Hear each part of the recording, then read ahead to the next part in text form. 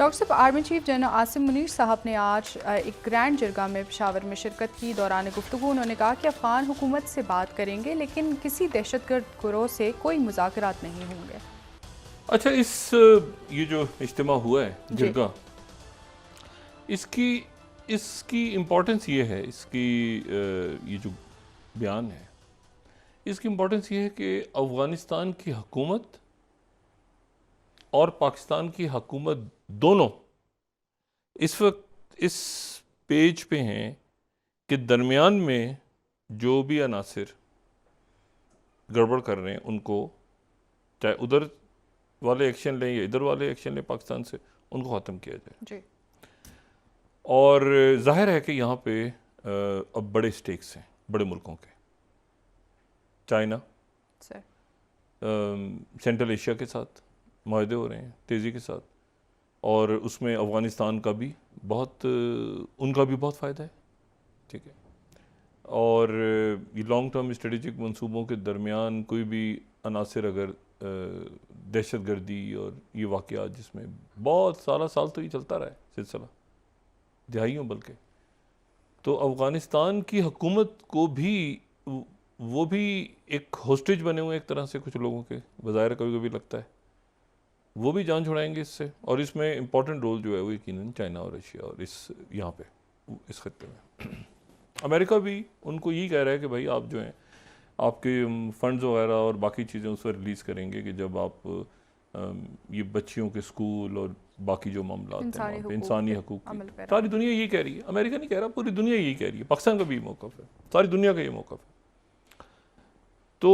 इसमें अब ये बात तो तय हो गई कि जी हुकूमतों के दरमियान बात होगी, और हुकूमतों के दरमियान तो बात हो भी रही है, होती भी रही है, लेकिन ये जो अनासिर हैं इनको फिर वहाँ की साइड उस तरफ से और यहाँ की साइड इस तरफ से, और बाकी जो है वो अब एक मैसेज गया बड़ा स्ट्रॉन्ग इस वक्त जो जाना ज़रूरी था,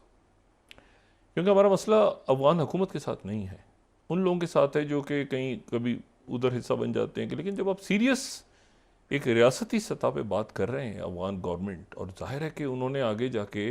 मतलब एक हिस्सा बनना है इंटरनेशनल कम्युनिटी का, अगर तो फिर उन्होंने कोई ना कोई तरीक़ाकार तो बनाना है, चाहे उसमें 4 महीने लगें 2 महीने लगें, यानी कोई ना कोई सिस्टम तो मुल्क में होना चाहिए ना, जहाँ पर ख़ास तौर पे इंसानी हकूक़, बच्चियों के स्कूल और बहुत सारे इश्यूज़, तो वो उन इश्यूज़ को कैसे वो यानी वो कैसे करते हैं, वो कैसे आगे बढ़ते हैं। लेकिन उसमें दहशतगर्दी तो बिल्कुल भी नहीं है, दहशतगर्दी तो है ही नहीं किसी सूरत, क्योंकि उससे तो आपकी इन्वेस्टमेंट्स और सारा जो मंसूबे हैं वो तो, इसलिए ये मैसेज जाना ज़रूरी था। तो वो और यकीनन इसमें बाकी मुल्क भी खामोश एक रोल प्ले करेंगे अपना, जो कि इस खित्ते में अमन के ख्वाह हैं। एक बात तो ये हो गई। दूसरी जो बात है वो है जो इस हुकूमत के की मुद्दत के हवाले से वो अभी तक 2-3 लोगों से बात हुई है, तो 2-3 शख्सियत जो हैं वो मुख्तलिफ उन्होंने बातें की, वही बात हम यहाँ पे गोश गुजार कर देते हैं। ये तो तय हो गया कि 9 अगस्त को जाएगी जी। अच्छा, इसके ऊपर अब पहले ये था कि जी 8 तारीख की शाम को यानी कल समरी चली जाएगी, और परसों यानी 9 तारीख की जब पहली साथ होगी। अच्छा, ये टाइमिंग्स बड़ी इंपॉर्टेंट इसलिए होती हैं कि हमने देखा है ये जब नो कॉन्फिडेंस मूव आ रही थी या जब पंजाब में हो रहा था तो रात को हलफ उठाना है, ऐसे होना, ये दिन बड़े इंपॉर्टेंट होता है। तो सवाल तो ये था कि 9 अगस्त को तो है, 9 अगस्त के शुरू में यानी 12:01 पे कल रात को, या 9 तारीख शुरू होने के बाद रिजॉल्व होगी, या 9 तारीख के ख़ात्मे पर यानी 11:59 PM पे डिजॉल्व होगी।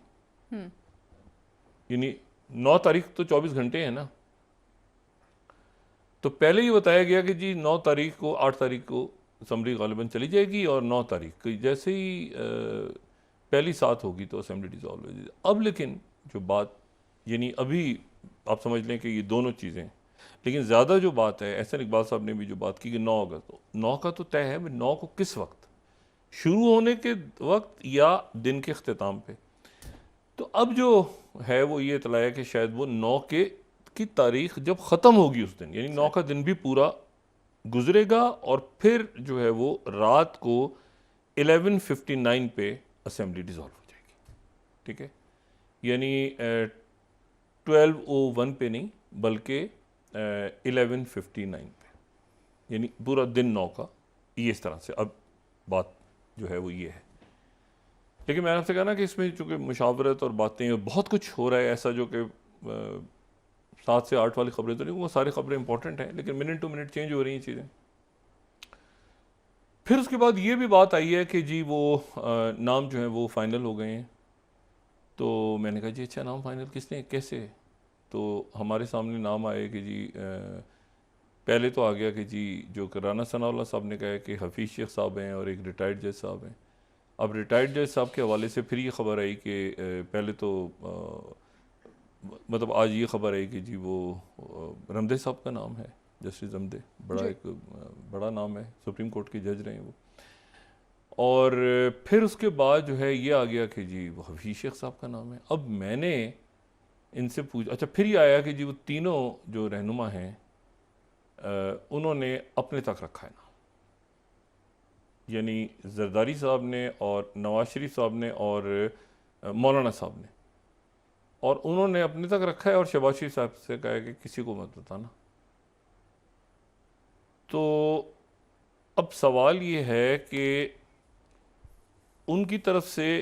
अच्छा MQM ने ज़ाहिर टसूरी साहब का नाम दिया, कुछ तो हमें पता चला। मैंने ये पूछा कि हफीज़ शेख का नाम किसने दिया है, मतलब ये नाम किसी ने दिया होगा ना, किसी पार्टी ने दिया होगा, ये किसने दिया है हफीज़ शेख साहब का? पहले मैंने मुस्लिम लीग नून से रब्ता किया, मैंने कहा कि हफीज़ शेख साहब का नाम आपकी तरफ से है? उन्होंने कहा नहीं। अच्छा, मैंने कहा कि फिर ये नाम जो है, मतलब अभी देखें ना, पीपल्स पार्टी की तरफ से भी नहीं। ये एक बड़ी अजीब सी बात है कि हफीज़ शेख साहब का नाम है मगर किसकी तरफ से ये कोई नहीं बता रहा। अच्छा, अब वो राना सनाउल्लाह साहब भी कह गए कि हफीज़ शेख साहब का समेत और भी नाम ज़ेर गौर है, मैं किस पार्टी ने दिए हैं ये कोई नहीं बता रहा कि कोई अच्छा, ये एक अजीब सी बात है। तो ज़ाहिर है MQM ने तो खोल के एक ही उन्होंने कहा ना कि भाई, उन्होंने कहा क्या हमसे पूछते हैं, तसूरी साहब को करें बस। मसला ये है कि लेकिन हफीज़ शेख साहब का नाम किस पार्टी की तरफ से है, ये इंपॉर्टेंट है ना बहुत। भाई कल को ये बात इंपॉर्टेंट होगी ना कि पीपल्स पार्टी का वजीर आजम लगा या मुस्लिम लीग नून का लगा या मौलाना साहब का लगा, और वो नाम किसका था, वो कौन सी पार्टी के नाम था, हफीज़ शेख साहब का नाम किसने दिया, इंपॉर्टेंट बात है ना ये। अब नाम है हुकूमत के पास, ये बता रहे हैं राना सनाउल्लाह साहब, वो मुशावरत अभी राजा रियाज साहब से हुई नहीं है। अब राजा रियाज साहब जो हैं, तो देखें ना, ये एक कंफ्यूजन है। ये नहीं, ये जो नाम है, पहली बात तो ये कि जो राना सनाउल्लाह साहब ने कहा, उन्होंने कहा हफीज़ शेख साहब समेत एक रिटायर्ड जज साहब का नाम है और बाकी नाम भी ज़ेर खौर है, ये दो नाम नहीं। किसने दिया नाम? किसी ने दिया होगा ना, पीपल्स पार्टी ने, मुस्लिम कल को कहेगा ना हमारा बंदा,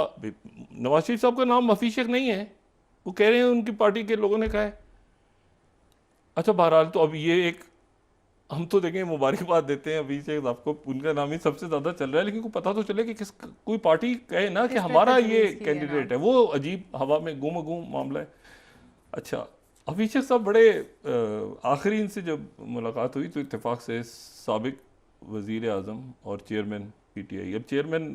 मैं इसलिए कह रहा हूँ कि हो सकता है अगली नशिस्त तक ये चेयरमैन हम ना कह पाएँ, और सिर्फ साबिक वज़ीर आज़म या कुछ मतलब मुझे नहीं पता बानी, क्योंकि चेयरमैनशिप तो उनसे इलेक्शन कमीशन आज ले लेगा, किसी को नोटिफाई कर देगा वो, तो उनके साथ उनके ऑफिस में मुलाकात हुई। अच्छा, तो वो बता रहे थे कि ये क्या उलझने और IMF और बड़ा मुश्किल हो गया है संभालना, और ये जो बोझ आवाम पे डल रहा है। और तो मैंने हफीज़ शेख साहब को कहा, मैंने कहा जी ये, और ये उस वक्त की बात है जब वो वज़ीर ख़जाना थे, तो उस वक्त तो बहुत बेहतर हालात, माशी हालात इतने, तो ये बहुत उसमें थे कि ये ठीक हो जाएंगी चीज़ें सारी और ये सारा, लेकिन जो बाद में जो कुछ हुआ है वो तो बिल्कुल ही कहीं से कहीं मुल्क की मईशत चलेगी ना पिछले कुछ महीनों या सालों में। तो ये अब इशू ये है कि तो अब इस तरह से तय पाया है गालिबन कि एक तो हफीज शेख साहब का नाम एक तो कोई पार्टी ओन करेगी, बताएगी, बताना पड़ेगा, बताएं किसने नाम दिया है, बताया जाए हमें। अच्छा, तो हफीज शेख साहब का नाम उधर से, और फिर राजा रियाज साहब के नाम, ये तो एक बात हो गई, ठीक है। अब आ जाएं आप इस बात पे कि जो साबिक वज़ीर आज़म और अच्छा वो वाली बात भी अपनी जगह चल रही है ना कि 14 अगस्त तक शायद शहबाज शरीफ साहब कंटिन्यू कर जाएं, क्योंकि दिन कम है और 14 अगस्त इम्पॉर्टेंट है, असेंबली डिज़ोल्व हो जाए, वज़ीर आज़म कंटिन्यू कर जाए, ये बात भी अपनी जगह पे मौजूद है। ठीक है, 3 दिन जाहिर है कि वो 14 अगस्त की सेलिब्रेशन और एक बड़ी भी आज वज़ीर कानून ने कहा है कि नए इंतखाबात होने तक आरिफ अलवी साहब ही सदर ये बात मैंने पहले कही थी, ये बात मैं बहुत पहले कही थी कि आरिफ अलवी साहब कंटिन्यू करेंगे उस वक्त तक, शेल कंटिन्यू। अच्छा, तो वो जो है वो तो आरिफ अलवी साहब का भी अब एक सुकून.com जब इलेक्शन होगा तब होगा, तब तो आरिफ अलवी साहब, और आरिफ अलवी साहब जो हैं वो लेकिन इसमें मैं सिर्फ आपको एक बात बताऊं कि इसमें ये जो मर्दमशुमारी वाला इशू है ना, इसके ऊपर अभी उबहम है कि इलेक्शन, इन्होंने तो कह दिया ना 3 से 4 महीने 6 महीने लगेंगे ये, लेकिन ये इसमें एक वाज़ेह तौर पे इलेक्शन कमीशन जाएगा गालिबन सुप्रीम कोर्ट के पास, ठीक है, जो कंवर दिलशाद साहब ने भी आज तहरीर की, और वो उसको मैं थोड़ा सा और भी लोगों से मेरी बात हुई, ये 14 मई के हवाले से election commission supreme court of Pakistan ने एक जजमेंट दी हुई है। उस जजमेंट में कोई तौहीन वगैरह सच नहीं लगाई, लेकिन उसमें ये कहा है कि 90 दिन में इलेक्शन होने चाहिए थे, जिम्मेदारी आपने पूरी नहीं की। 14 मई का जो फैसला है वो फैसला वो इस तरह से है कि है ज़रा वो थोड़ा सा यानी नरम सा फैसला है, लेकिन उसमें ये है कि आपको 90 दिन में करवाने चाहिए थे, आपने नहीं करवाए, ये आपकी जिम्मेदारी थी, ये सारा ये है 14 मई का फैसला। अब 14 मई का सुप्रीम कोर्ट का फैसला है, उसके बाद एक एक्ट पास हुआ है जिसमें यह है कि जी ये जो नई मर्दमशुमारी के तहत और ये एक कानून साजी हो गई। अच्छा, वो एक्ट है, क्योंकि वो आर्टिकल उसमें नहीं है, वो एक्ट है, लेकिन अब एक फैसला वहाँ पे है और एक जो है ये कौमी असेंबली और सेनेट ने पास कर लिया कि नई मर्दमशुमारी के तहत। तो गालिबन इसमें इलेक्शन कमीशन ऑफ पाकिस्तान को मजीद सुप्रीम कोर्ट से रुजू करना पड़ेगा कि आप हमें ये बताइए कि, क्योंकि दोनों चीज़ें एक दूसरे से मुतसादिम हो रही हैं। उनका है कि जी आपको 14 मई तो गुजर गई, लेकिन आपको करवाने चाहिए थे और आपने जो सहारा लिया है आर्टिकल 245 का वो गलत है और आपको करवाने चाहिए थे, वो उनका फैसला है। और ये दूसरी कानून साजी हुई है, तो ये दोनों आपस में मुतसादिम हैं। तो ये सुप्रीम कोर्ट में अल्टीमेटली जाएगा, क्योंकि किसी ना किसी को वो फिर सुप्रीम कोर्ट पूछेगी ना कि आपको कितना टाइम चाहिए, तो फिर इलेक्शन कमीशन बताएगा कि हमें इतना टाइम चाहिए। तो ये जो बातें चल रही है 2 साल नहीं होगा, 5 साल नहीं होंगे, 1 साल नहीं होगा, ये इसकी कोई रीजनिंग होगी, इसके ऊपर कोई इसकी कोई वजह होगी, ठीक है, वजाहत होगी, और वो वजाहत सुप्रीम कोर्ट ही करेगी, इंटरप्रिटेशन सुप्रीम कोर्ट करेगी, क्योंकि उसके 2 फैसले, उसका फैसला अपनी जगह है। देखें, इस तरह समझे ना आप, सुप्रीम कोर्ट का फैसला है 90 दिन, और 90 दिन में करवाने चाहिए थे आपको, लेकिन आपने नहीं करवाया, तो आपने सहारा लिया, गलत किया, जमहूरियत को पटरी से उतारने के मतलब, ये फैसला है उनका, ये फैसला है। दूसरा है ये आबादी, ये है कानून साजी, ठीक है, ये हुआ है पार्लियामेंट के अंदर, लेकिन ये एक्ट है, 2/3 नहीं है ना, तो ये एक्ट है। अच्छा, अब इसमें इनको यानी इलेक्शन कमीशन को सुप्रीम कोर्ट से रुजू करना पड़ेगा कि सर ये जो कानून साजी हुई है,